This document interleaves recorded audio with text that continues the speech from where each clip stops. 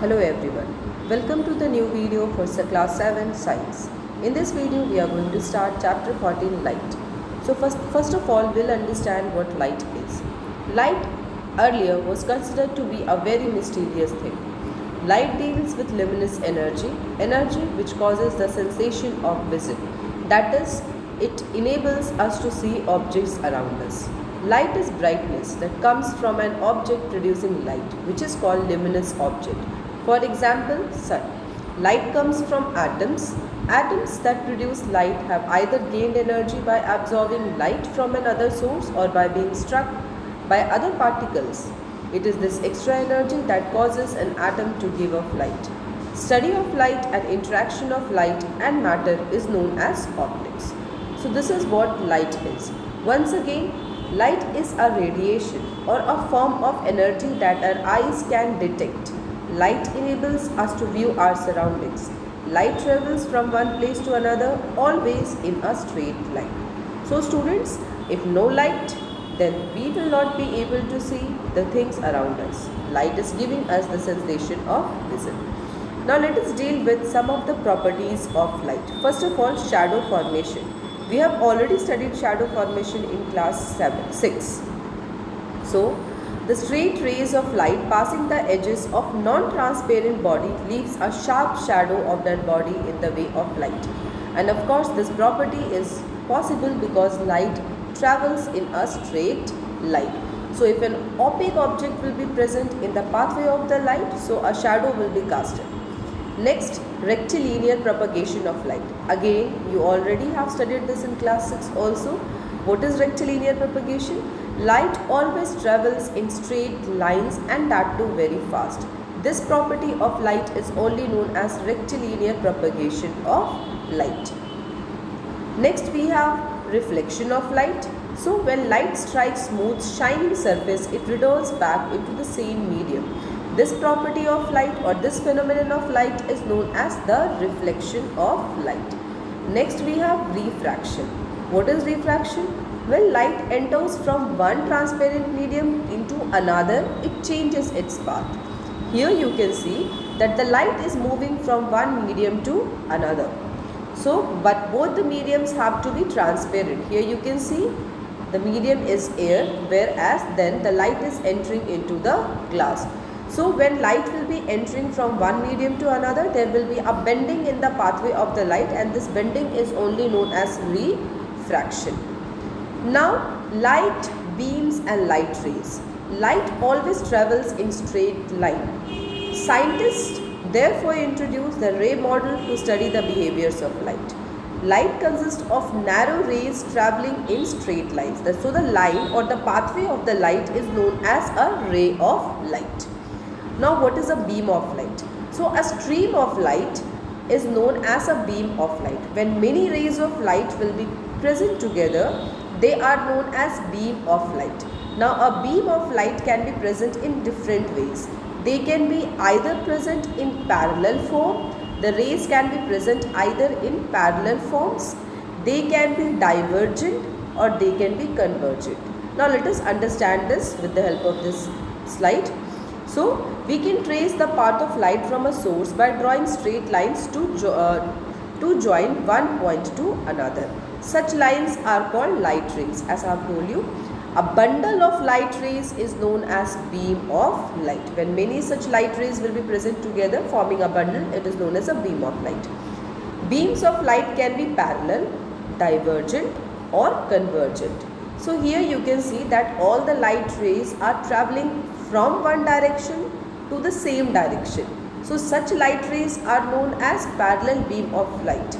They are not going to touch each other or meet each other in the close proximity. Talking of divergent beam of light, so divergent beam, they always move away from each other.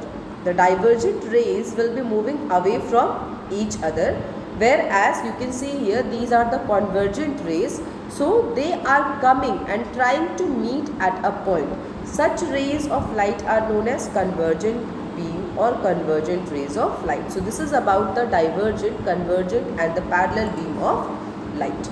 Now, as I have told you, light always travels in a straight line. So how can we prove this? So it can be proven with the help of a very simple experiment. For that, we have to take a very narrow straight stick and another one with a folded or with a fold or a hook like structure. So here you can see this pipe is straight, completely straight, whereas this one is not straight, it is turned. So we have to try to look through this pipe and we have to observe the candle.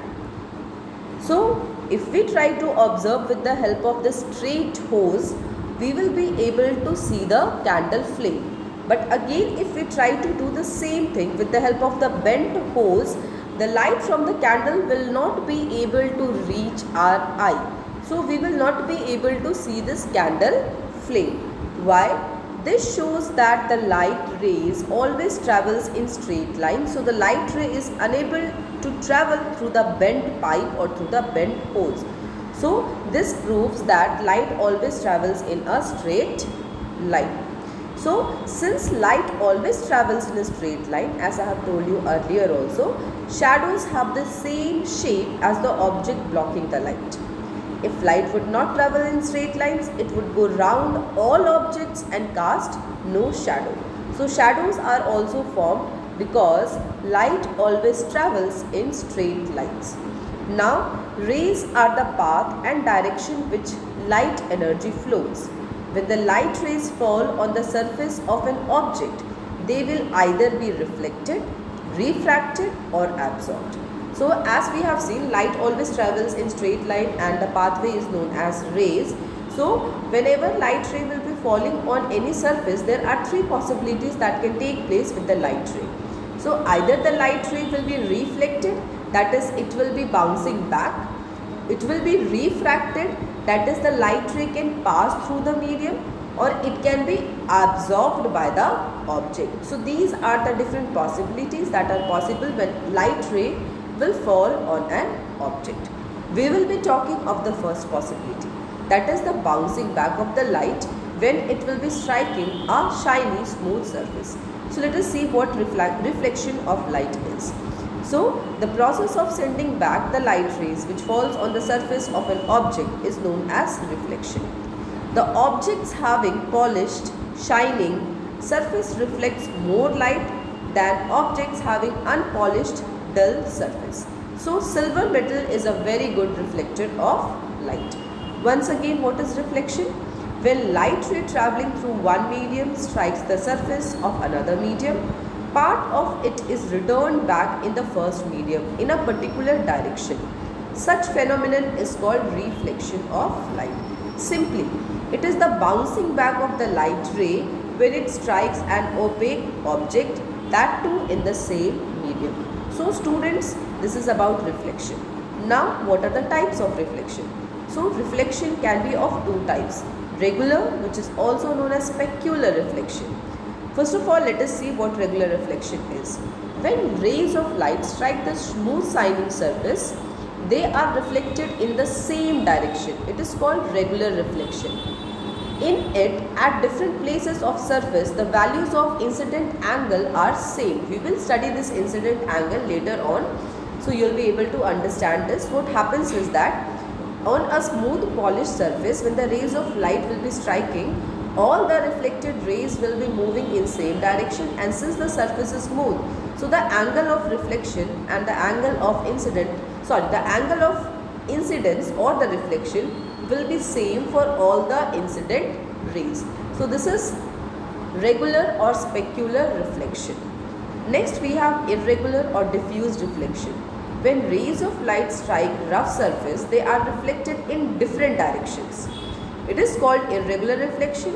In it, at different places of surface, the value of incident angle are not same. If you refer this diagram, here you can see that this is the first incident ray, this is the second incident ray. This is the first reflected ray and this is the second reflected ray. Here you can see this is the incident angle and this is the second incident angle. So here you can see the difference between the incident angles or the angle of incidence in both the cases. Now since the angles are different in different cases, so what happens is that the reflected rays move in different directions, and such a type of reflection is only known as irregular or diffused reflection. So students, this is all for this video. Here you can see regular and diffuse reflection taking place. So thank you so much students for listening to me patiently. Thank you everyone.